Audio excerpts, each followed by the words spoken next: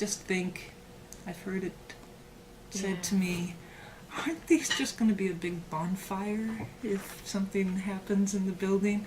And no, with heavy timber, this is a new category of materials. They're not the 2x4s that we know from yesterday, from platform frame or light frame structures. Mm-hmm. This is mass timber.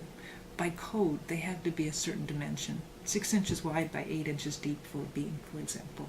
And by doing that, you have a passive fire resistance, because when the wood, it's hard to catch fire, first of all, but when it does catch fire, it burns very slowly at a predictable rate, and it forms this char around the outside of the beam, which is an insulative layer. It protects the inside of the beam, and the structural integrity stays in place for a long, long time, far more than steel. This is a graph I'm showing here. Mm-hmm. But in the first 10 minutes of a fire, a steel beam will degrade 60, 50, 40% of its original strength, whereas wood stays up around the 80%.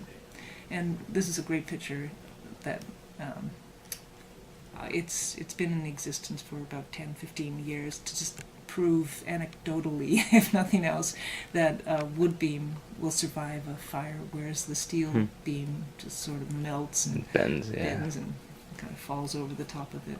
So with massive timber, fire resistance is passive, meaning it doesn't require additional covering. You don't have to put gypsum board on it like you do with light frame or even steel. Steel needs an extra protective coating for fire resistance.